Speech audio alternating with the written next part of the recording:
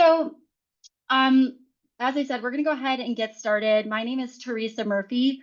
I am the PhD advisor here at the Office of Graduate Career Development. So I currently do both academic and industry preparation for our PhD students, and then also some of our master's students. Um, Today, we will be talking a little bit about some of the things that our office does.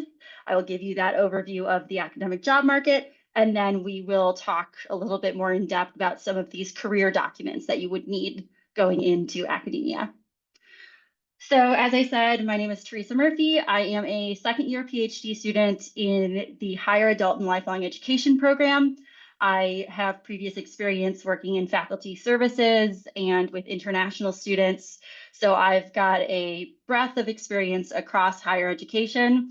I am the PhD / graduate career advisor. This is my second year in this role. I have taken a lot of time to educate myself on all of the academic documents that you would need when going into the job market. I have talked with faculty members across campus. I have continued to stay up to date on all of the trends. So everything that I'm sharing with you is general best practices for going into the academic job market.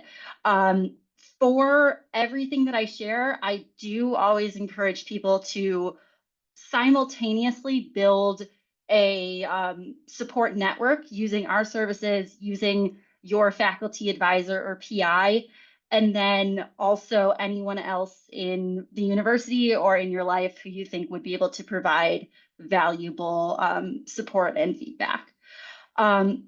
So I'm going to go ahead and just get started on our office's resources.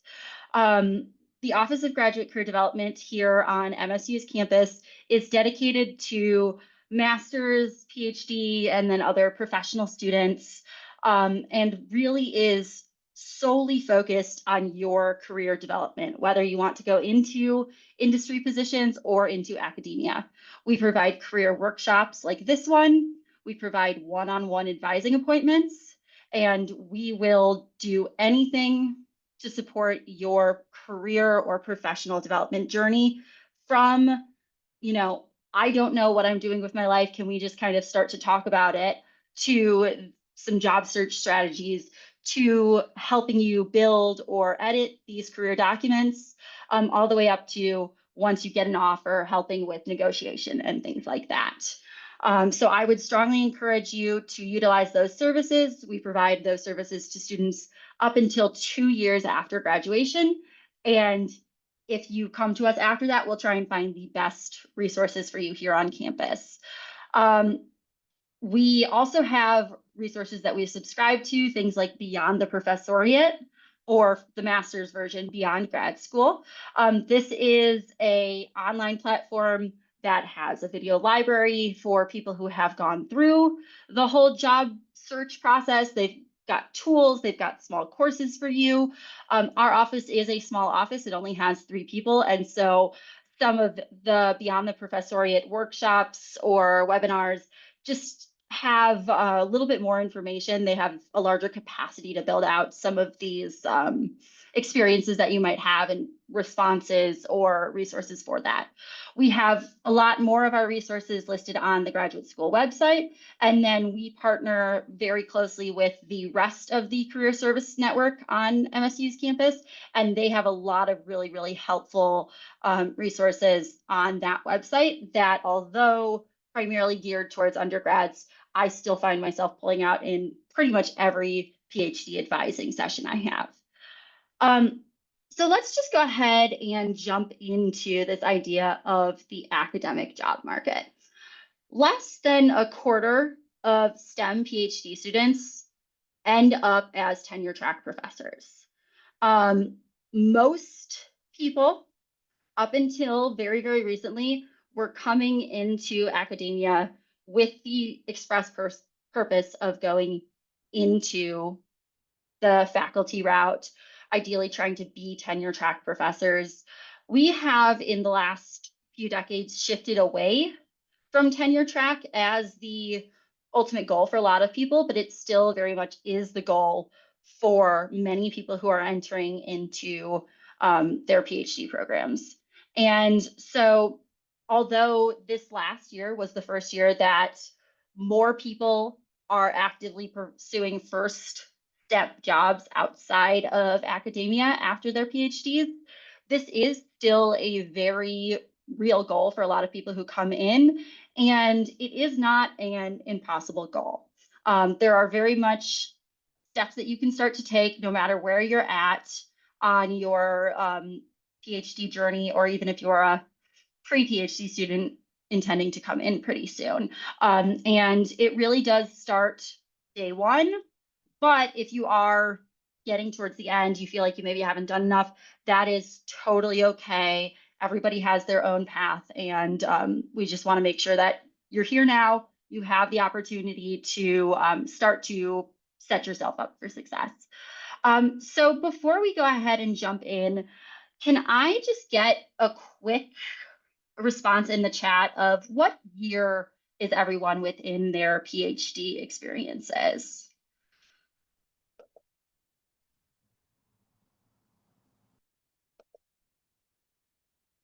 Okay, so I have someone who is 3.5.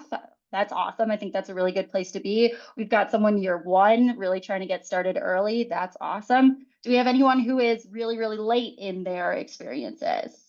Got another 3rd year. Okay, awesome. So that's wonderful. We've got a postdoc too. I love that we've got some people here with postdoc experiences.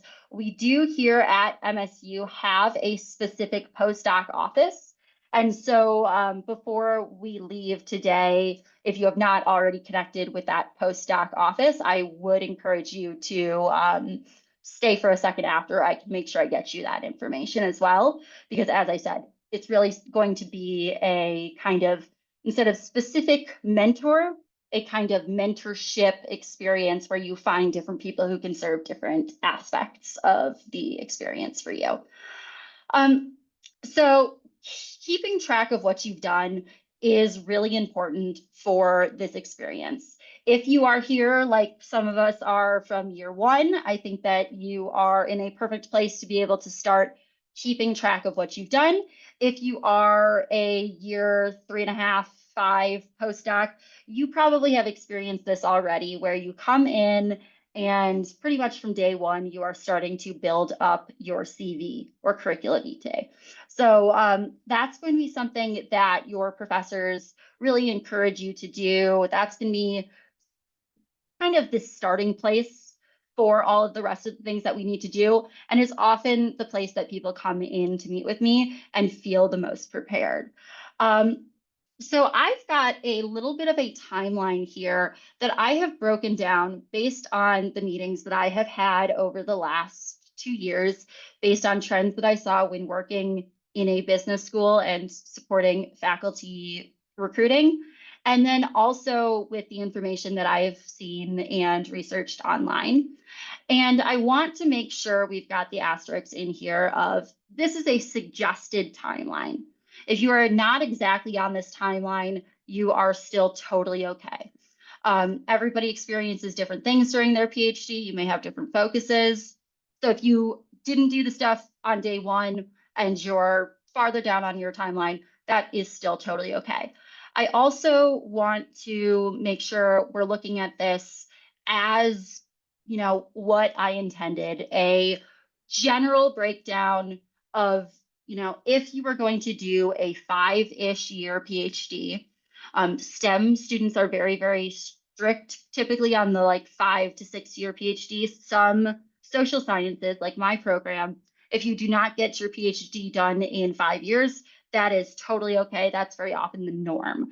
So thinking about these will be for a general PhD experience. These are not necessarily exactly how it breaks down for your specific field, and it is not necessarily how it's going to break down for you personally. So at the beginning of our PhD, day 1, we want to make sure, if we haven't already, that we've started our CV, started networking, and started gathering experience. That should be pretty easy. A lot of the PhD programs come with a TA or RA position tacked onto it. If it doesn't, a lot of people go out and find GA positions or other experiences that are out there. So if you have done any or all of these at the start of your PhD, that's amazing. You're already on track. If you have not, this is the place where I would encourage you to start, especially if you're early in on your PhD. The CV will just kind of come naturally. It will be required for any article submissions that you do potentially when you're talking about them at conferences. Places like networking are going to be maybe a little bit more of a struggle for some people, especially people who are introverted. But really just kind of connecting with people when you run into them and making sure that you do not lose track of them as you continue to go throughout your process. You can meet these people at conferences, they can be people in your class, they can be people a couple of years ahead of you. Anyone who you connect with, if you think that they're doing interesting things, stay connected with them and then follow up every so often. Years 1 to 3 are really where we're starting to develop a little bit more of the bulk. We want to make sure that we are keeping our CV updated, attending conferences, lectures, really starting to like network with those specific people in your field, keeping up to date on some of that really interesting new research that's coming out, and kind of figuring out how that might incorporate into the things that you are doing. You also want to start asking yourself the question of whether industry or academia is potentially a path that you can see yourself. A lot of times I will meet with people who are in their 5th year and they suddenly decide midway through their 5th year of their PhD, they're going to graduate in 6 months. They are done with the politics and really do not want to consider academia anymore, but they haven't really given any thought to what else they might do. And that can be a really stressful time when you're finishing up your research, writing up your dissertation, or doing any of those finalization things. And so starting to think in your first couple of years of like, is this an experience that I can see myself wanting to continue to do? Or am I running into places where maybe, I did have a political situation, I'm not 100% sure this is actually the place for me.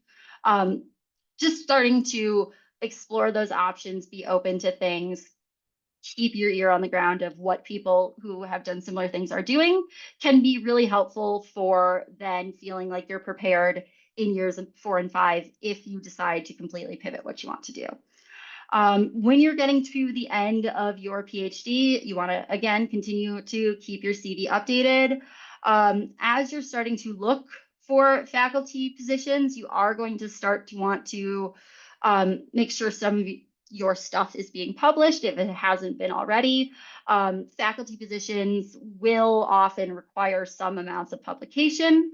And so it can be really helpful to start getting that done. You've been working for 1 to 3 years on your research. And then in these years 4 or 5, as you're working on more of your research, getting your dissertation together, starting to publish that stuff. You also want to start to identify important factors for your job search. Obviously, in this day and age, if we get any amount of feedback, that can feel really, really good. So you might end up applying to every job that you see that sounds vaguely related to what you want to do. But depending on your identities, or your family situations, or any number of other factors, it is still going to be really important to consider some factors to help you narrow down all of the decisions that you're going to make.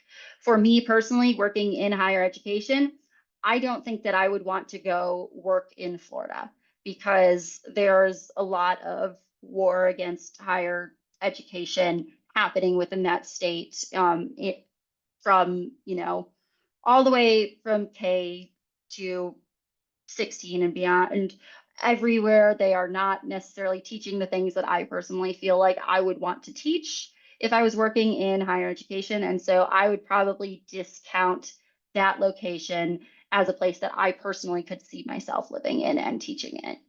Um, each person will have different factors. You will have different factors that influence those factors for the job search. And it's going to be important for you to identify based on what your priorities are, what your values are, anything like that, which of those factors are important to kind of limit those faculty jobs that you are applying to. And then depending on field, you will probably need to do a postdoc.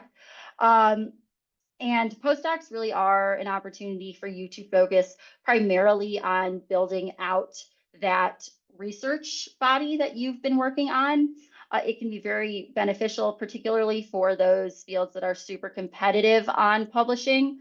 If I graduated with 3 to 5 publications when I was in my field, that would be pretty good for me. If I was in a medical field and I didn't have 3 to 5 publications, that would not be necessarily as good or competitive. I may not be within that same level of university that I might want to apply to.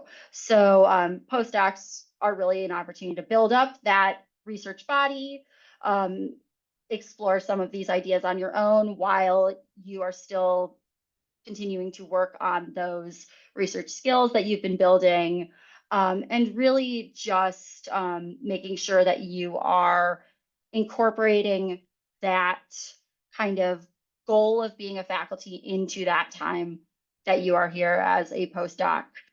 Depending on the field, again, the application timeline for a postdoc might be different than the application timeline for a faculty member.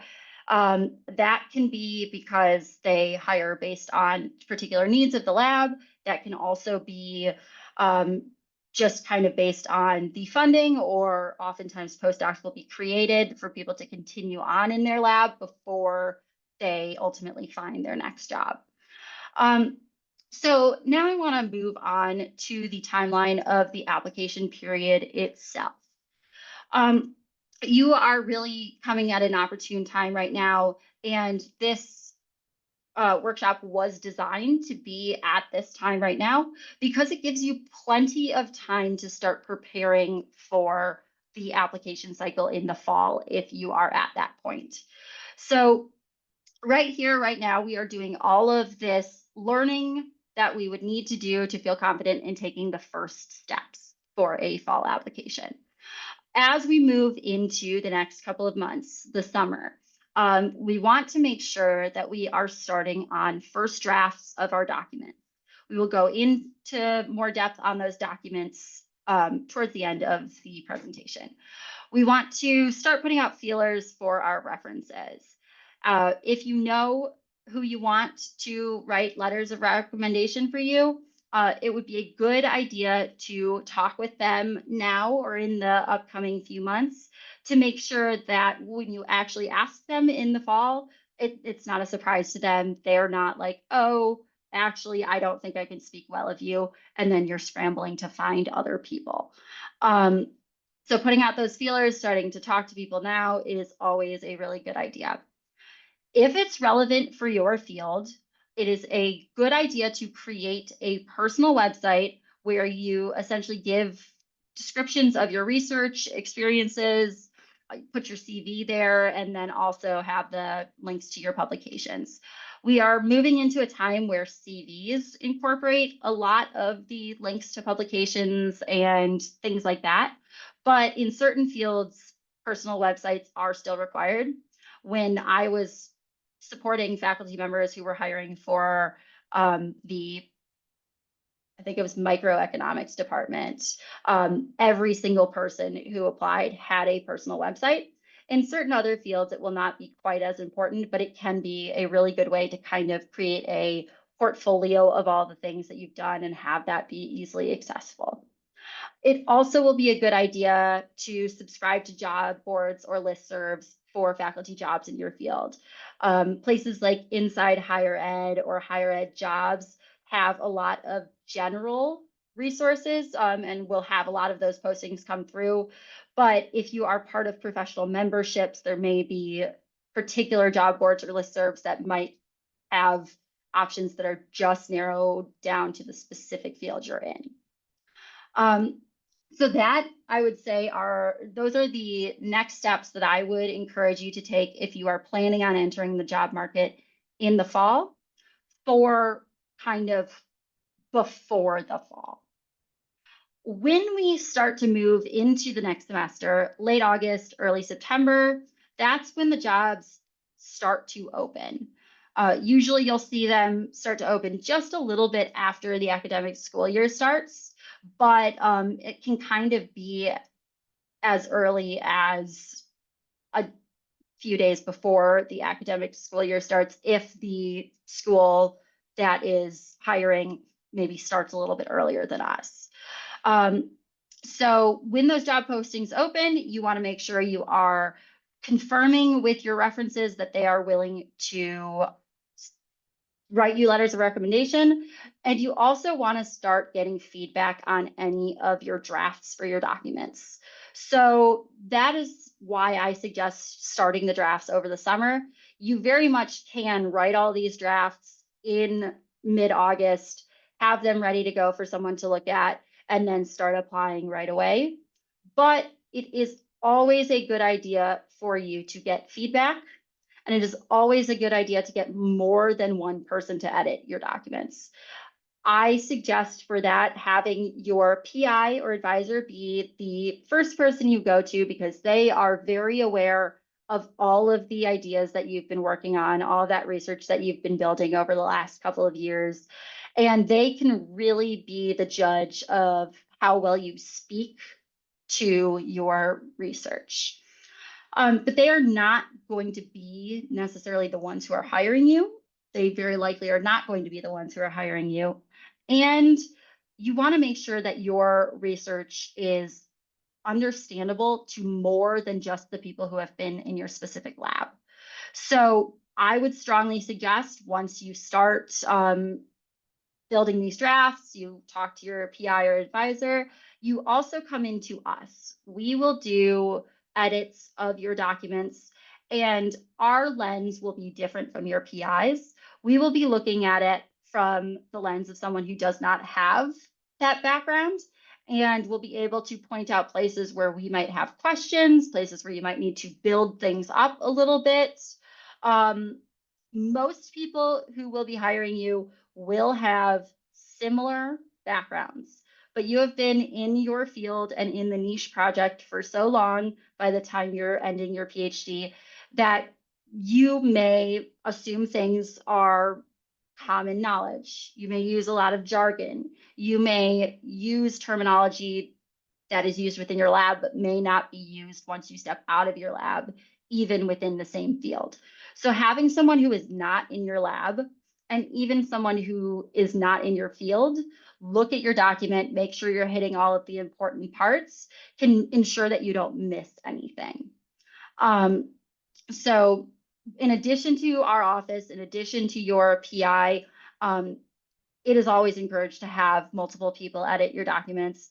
At the end of the day, you are ultimately the one who is telling your story. You get to make final decisions on everything. You probably will get slightly different feedback from each of the people who reads it, but you just want to make sure that you're getting those different perspectives, because the people who are going to be in the room are only going to have the context that you give them on those pieces of paper. They're not going to be able to make decisions outside of, the things that you tell them, and they are not going to want to make a lot of assumptions on you. So that's where the built out CV comes in. That's where even potentially that personal website comes in, to be able to curate this presentation of yourself and your research that you want those people to see. So then we move on from these job postings opening. These timelines will vary based on school and by discipline a little bit, but I saw the first of the applications last year close in mid to late September, I think. And then I started to see a lot more of those applications closing through early October, mid-October, early November. There were still a couple of people doing applications a little bit later, December, maybe even, but really the bulk of the application period is that early to mid fall. In mid October to November, December, I saw a lot of Zoom interviews happening. And then depending on field, again, either that late fall or early spring. When I was in the economics department, it was early spring for our candidates. There would be flyouts for on-campus interviews and job talks. And then after all of those on-campus interviews and job talks happened, the job offers would go out. And then usually the appointment will begin at the beginning of the university's fiscal year.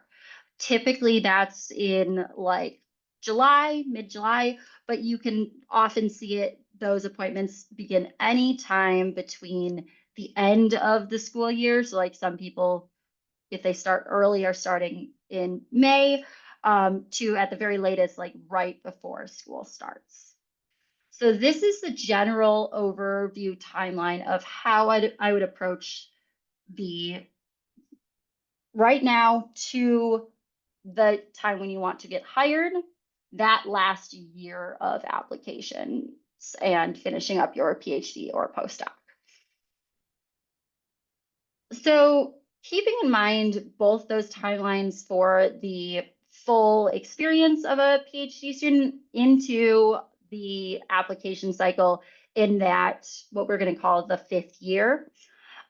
We've got some tips and tricks here that I have seen various students use, that I encourage students to use, that are best practices across disciplines and across the internet. And so the first thing that I would suggest for you to do is to create a spreadsheet to keep track of your job applications. It is going to be really difficult to just kind of like keep your Google tabs open and make sure that you're keeping track of things that way. You're going to lose things. You're going to accidentally have all your tabs closed out. Keeping that spreadsheet and importing all of the important information onto it is going to be very beneficial for you, particularly around those deadlines. Things happen. We, edit and edit and edit again, and then want to do one more edit before we submit. Or suddenly there's a paper deadline for publication that sprung up on you faster than you anticipated. Making sure you're having that spreadsheet of jobs you want to apply to, even if you don't apply to them right away, will be really beneficial to kind of prioritize. This is the deadline for this job. I need to make sure that I do this work for that job application before this date. But there are 2 or 3 jobs due 3 days later. I can either front load all of that work, or I've got some time in between there. I can kind of put those off for a few days. That spreadsheet, I would incorporate, like I said, those deadlines, and also a link to the job description. For every job application you submit, you are going to want to tailor your documents just a little bit to ensure that you have shown you read the school's website, you are really thinking about how you would fit in with that school, not just telling them about yourself, but kind of painting that picture for them of why you are the perfect fit. So having that spreadsheet will be very important because you may not want to apply to a job you find right away, especially if it's going to take a tiny bit of time to do those tailored edits. Another really important tip, as I said earlier, get multiple rounds of feedbacks on all documents, not just getting feedback from multiple people, but making sure that you are looking at your document, making the edits suggested, giving it back to someone and looking at it again. There are so many opportunities for spelling mistakes or grammar mistakes to slip in there that you could, have the best document ever, but have a few mistakes and have people sitting there judging you for the mistakes rather than for the content you're sharing. Getting feedback from people inside and outside the department. Your advisor gives that research lens. We and the Writing Center as well can ensure that you are effectively communicating yourself to people who don't necessarily dive super deeply into your research.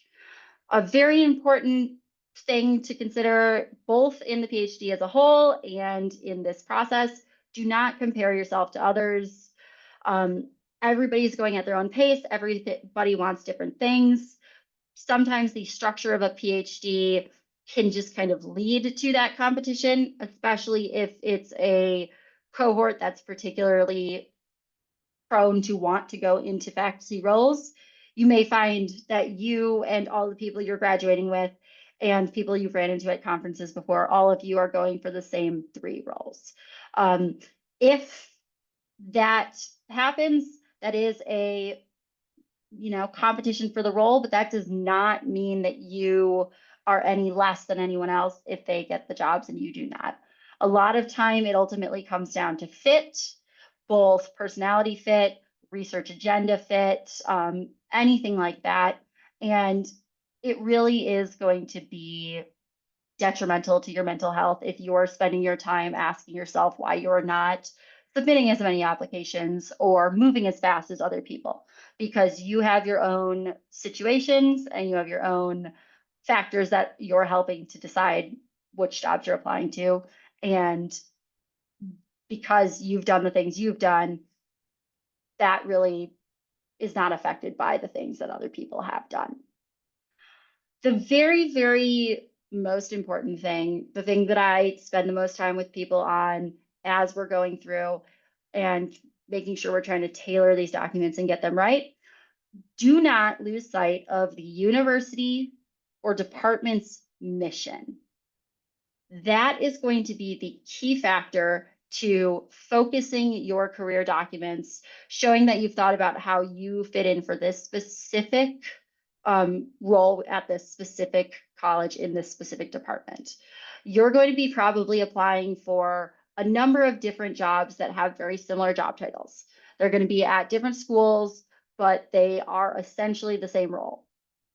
You're applying to all of them because you need a job, right? But if you and everyone else who's graduating in the same year as you are all applying to those same jobs, the universities have their same pick of candidates. They need to see why you're seeing yourself there. You really have to kind of sell them on, I am the best fit for you and this department. And the way that you do that is by showing them that you've read the university mission and thought about how the things that you have been doing will further that department or university mission. And then the last thing, it does not feel like this when you're in the moment, but you do have to remember, interviewing is a two-way street. Obviously, you are graduating, you are looking for a job, you would be happy with any job. But at the end of the day, when you're accepting these roles, particularly for tenure track positions, you are committing to being in that department and that role, ideally for a very, very long time. But it can be really important to consider your own experiences and how you might feel within that department. So using job postings and interviews to gauge the culture of the department and making sure that it's a place you could actually see yourself not only existing, but thriving, giving you the space to do the research that you want to do, feeling like you are supported by your colleagues or the administration within the university. So within all of those tips and tricks, as we're thinking about moving into some of these career documents that would be required, I want to make sure that we are highlighting all of the major requirements that are needed to go into this academic job market search. So requirements will, again, vary a little bit by discipline. I do always encourage you to make sure you are talking to your PI about the specifics for your field. But typically you're going to need some of the following. Usually you'll need to have that terminal degree by the start of the next school year. You will need to have published. The amount of publications will probably depend on the specific field. Like I said, higher education, You do not need as many publications as you would if you were going into the medical field. You will need that CV. You will need academic documents, including an academic cover letter, personal statement, a teaching statement, a research statement, and then probably not DEI statements anymore, but for the moment, we've still got them on there. And then you're also going to need those 3 or so references. So as we move into these academic career documents, I do want to make sure that we break down the expectations of each of these at a very broad level. I would strongly encourage you to take this information as kind of an intro step.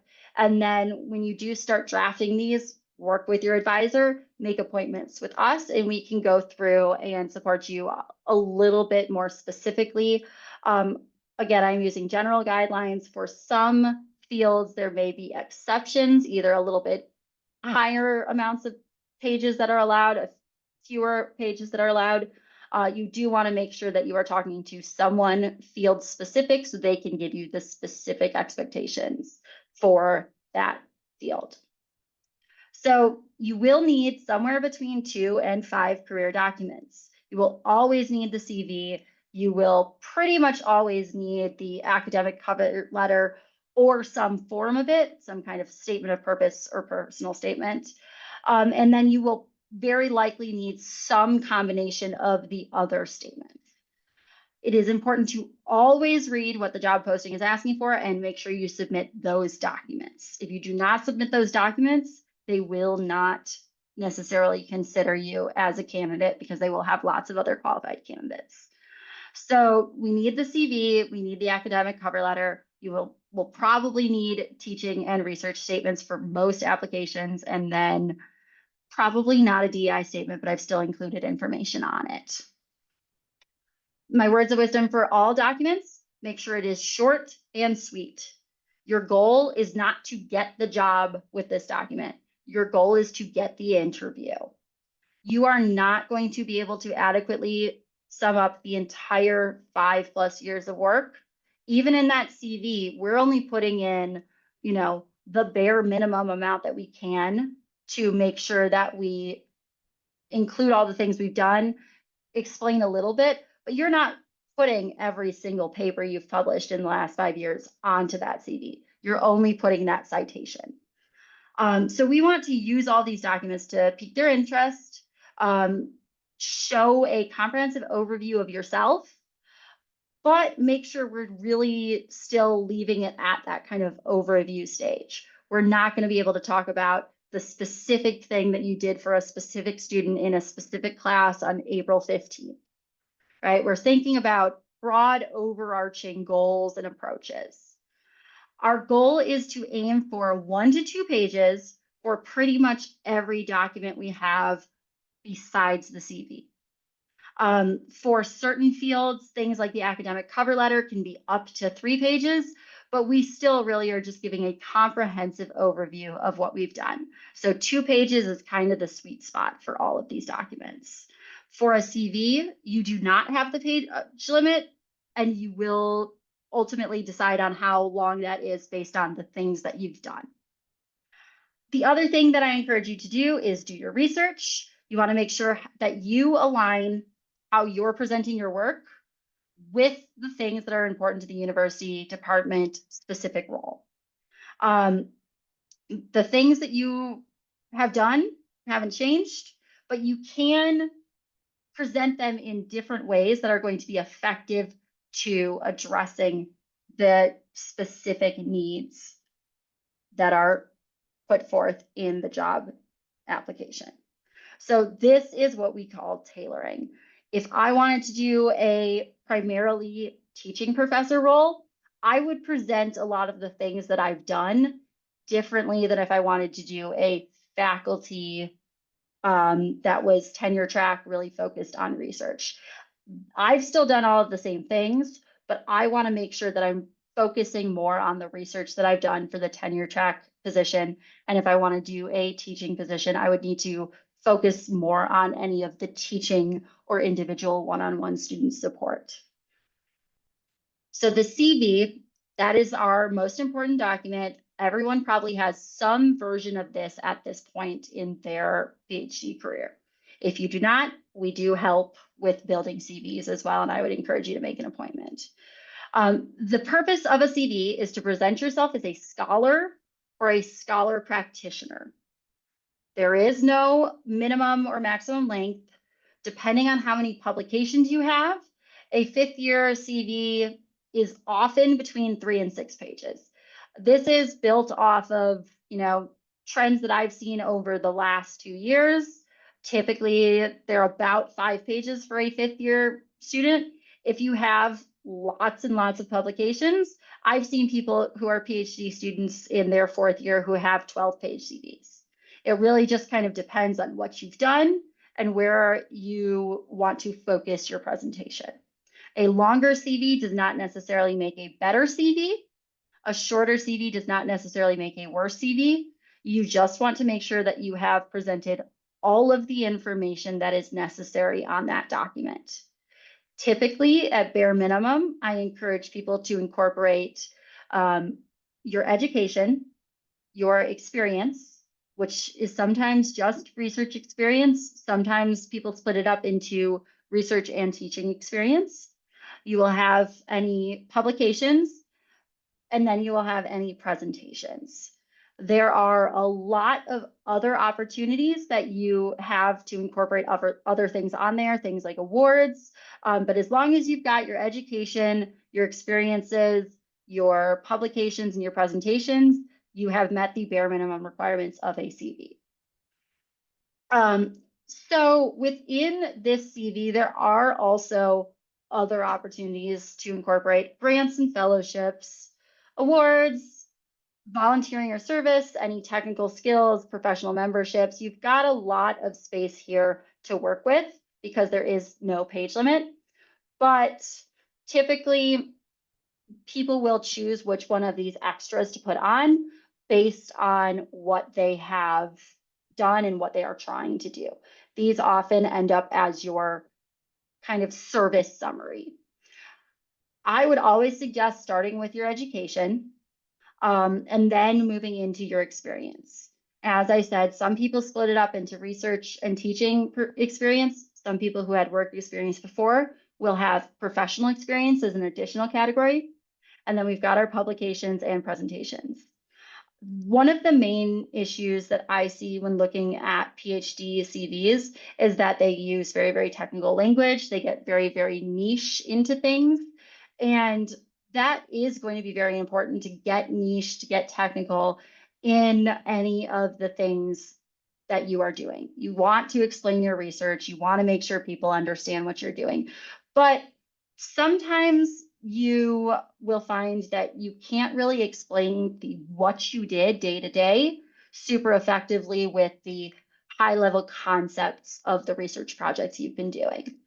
If you find that that is an issue you are having where the research experiences get all tangled up because you want to talk about both your skills in using pipettes and your really, really high complicated thesis title, and you can't figure out a way to naturally bring up both of those, I would suggest considering what's called a project section, where you focus more on the actual work that you were doing on a day-to-day basis and those skills that you built in the research experience section, thinking about yourself a little bit more as a worker, and then focus on high-level, almost abstracts of like 2 or 3 sentences, just summarizing the ideas that you were exploring within the specific projects. That is not something that is required, but I do find for a lot of students, they have trouble focusing on particular research experiences and research skills they've built because they want to talk about their projects. And this can be a nice way by splitting it up to kind of make sure you're getting both focuses. So we looked at the CV. You are not going to necessarily have a lot of sentences in your CVs. A lot of it will be lists.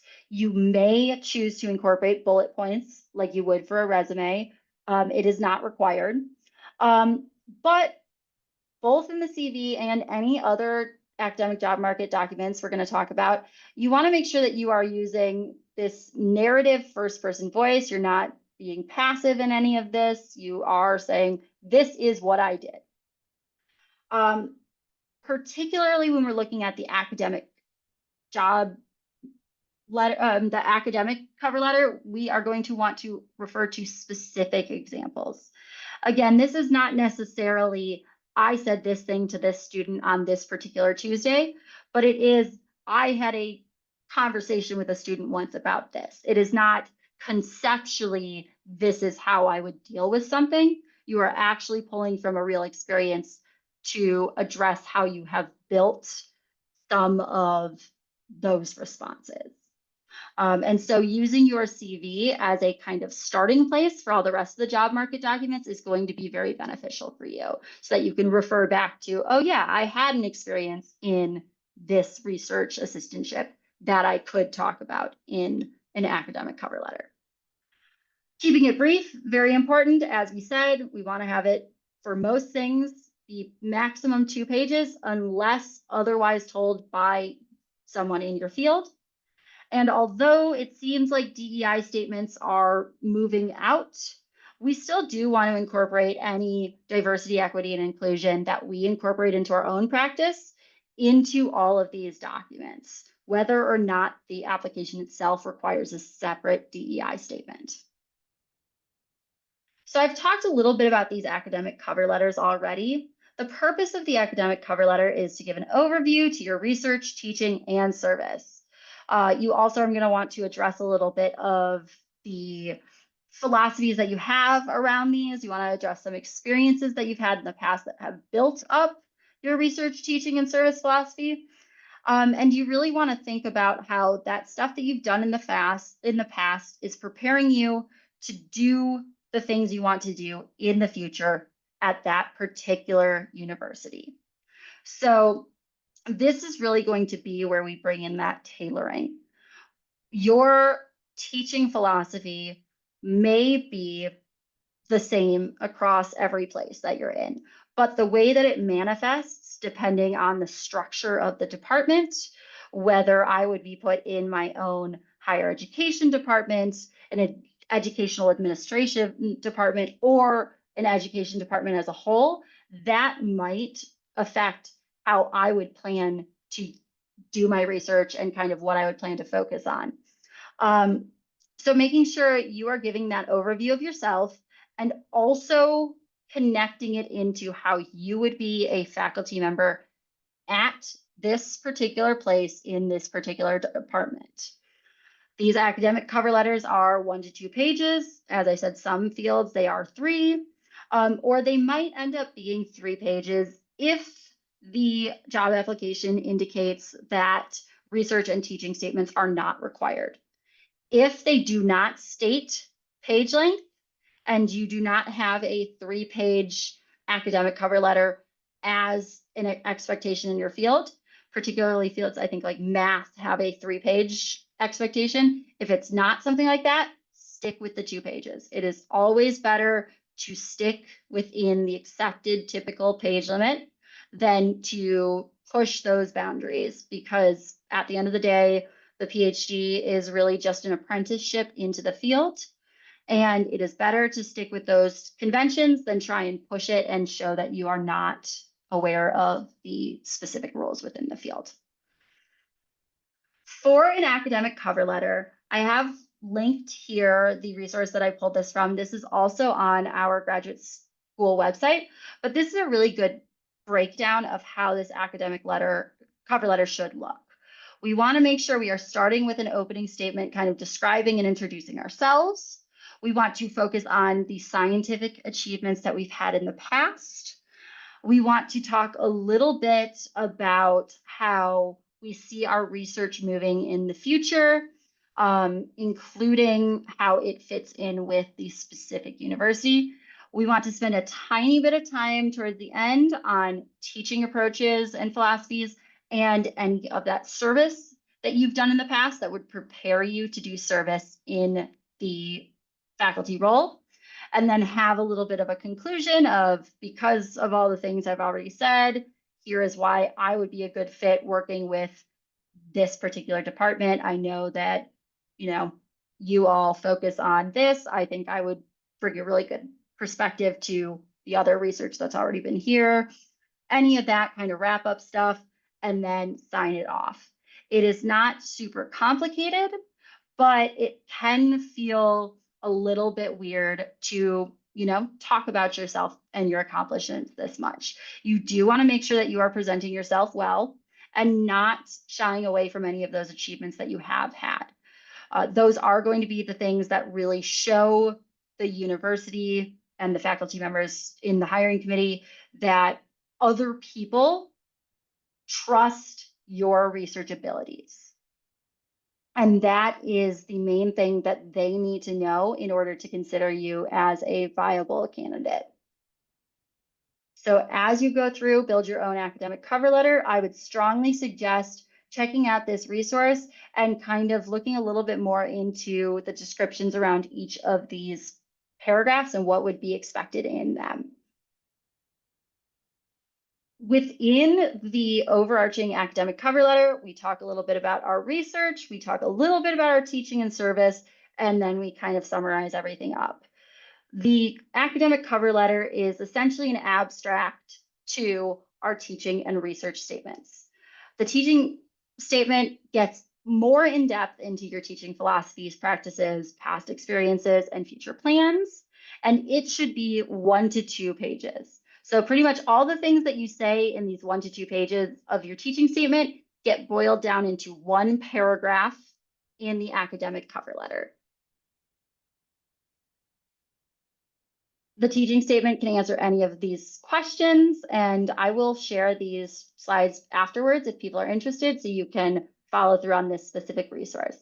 But general questions along the lines of, why do you teach the way you do? What should students expect of you as a teacher? What is a method of teaching you rely on? What do you want students to learn? Any of these can build up and show your teaching philosophy. And again, bringing in specific examples of, when I taught this class, this idea was challenged. Now I've come out with a slightly different idea. You don't have to go all the way into depth on it, but you do want to make sure you're using specific experiences from your past. Similarly, for a research statement, the purpose is to get more in depth into your research interests, necessary background skills that you've built, trajectory of your research, specific projects, guiding theories or methodologies, goals and motivations for your research, and future directions. These, again, ideally 1 to 2 pages. It should be an absolute maximum of 3. And I would only go into 3 if your faculty members who are looking at this are encouraging you to. I would keep it at 2 pages if at all possible. Just like the teaching statement, this is 1 to 2 pages that will then get narrowed down into 2 paragraphs within that academic cover letter. So this is the place to go more in depth, pull in more of those specific experiences, and then use the academic cover letter as just like a little bit of a way to summarize the larger picture you've shared here. The major concepts to address, main themes of your research and why it's important, summaries of a few previous projects, problems you've solved, and influences that those projects have had, and then again, this future direction of your research. So what is the main theme? These are a few of the projects showing the main theme, and here is the future direction. You can mention presentations, you can mention collaborations, you can include a brief history of concepts, anything that you think would be necessary to show that you've got this expertise to other people who also have the expertise. The research statement can answer any of the following questions here. What got you interested in the research? What was the burning question you set out to answer? How can your research be applied? Why is your research important within the field? Or what directions will your research take next? And what new questions do you have? So again, I have pulled these from this resource. I would encourage you, if you have more questions about that, to go check that out afterwards. DEI statement. DEI stands for diversity, equity, and inclusion. The purpose would be to explain your commitment to promoting diversity, equity, and inclusion within your research, teaching, and service. and the length that would be 1 to 2 pages. I've got advice on where to start here, thinking about your own identities or values. But as I said, I don't know if these are still going to be required next year. And the major sections would just be defining your values, demonstrating your competencies, showing evidence, and thinking about future action. So with all of that, we did just a very quick crash course of the concepts of academic documents and kind of the overview of timelines and resources for you as you're going through this experience yourself. At this point, we are pretty much coming up on time. I do have a couple of minutes here while you all are still here to be able to address any questions that you have. But I will also be more than happy to stay afterwards and make sure that I connect you with any resources that you personally might need.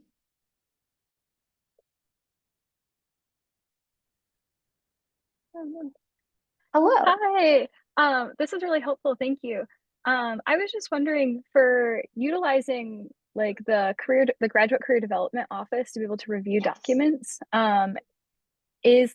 Do we schedule appointments for that on your website? Yeah, Okay. so typically it would be for you would go on to Handshake if you Okay. are you are you currently registered as a student? Yes. Yep. Okay, cool. I know we had a couple of postdocs here, but Postdocs. if Yeah. you are registered as a student, you should have a student account automatically. You go onto there, you scroll all the way to the very bottom where it says career centers. You just kind of click through until you see make an appointment, choose grad careers. If that is not an option, you email me and then I can make an appointment on my side because some people are not registered correctly. Okay. Um, Awesome. yeah, but you should be fine. And we do have, I know somebody here is asking about apps for postdocs. I support in anyone trying to get a job in their master's or PhD after they graduate here. So I personally would review any applications for people trying to become postdocs. We do have a postdoc office here that might be better for those specific people who are currently postdocs, and I will go ahead and pull up that information while in case anybody else has any other questions, I will wait for those questions while I pull up that information.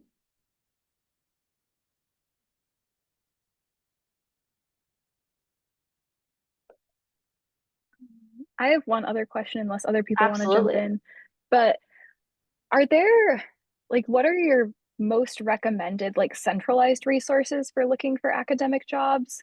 I know LinkedIn and Handshake are both tools that I've seen available. Otherwise, I found too Mhm. that watching directly at university job postings can be helpful, but there's a billion Mhm. universities, so it can be hard to make sure you're getting all of them. Yeah, so I would say I'm going to go ahead and share two resources that I personally use. They typically have both faculty positions and other positions like admin and things like that. Um, we do have pages on our website as well, but I would say that one's not. I'm going to share the one that does seem to be working because the other one is not working when I try and copy it over. Here we go. There in higher ed jobs and inside of higher ed are two very good places that kind of cover most of the things that might be happening within higher education roles. And then just within our office itself, we've got a few more resources here that if I was slightly more organized, I would be better at finding. Okay. Thank you so much. And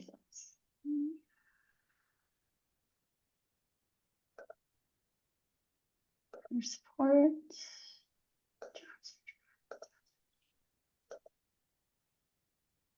Here you go. So this would be our website, the Graduate School Office of Graduate Career Development. We've got some of the ones that I suggested to you are here on this list. There are a couple other ones that are also here, and then there are a few that might be suggested by discipline. And I would say if you are in a specific discipline and within a professional association within that discipline, that would be a very, very good place to find some of those positions. Awesome. Thank you. Do I have anyone else who has any questions?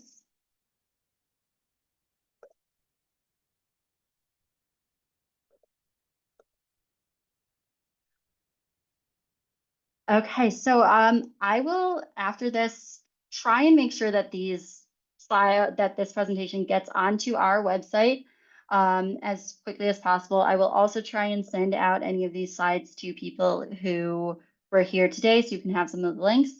I have also shared my email here in the chat in case you have any follow-up questions. But you should be able to find any of my contact info on the Office of Graduate Career Development's website. Okay, thank you all.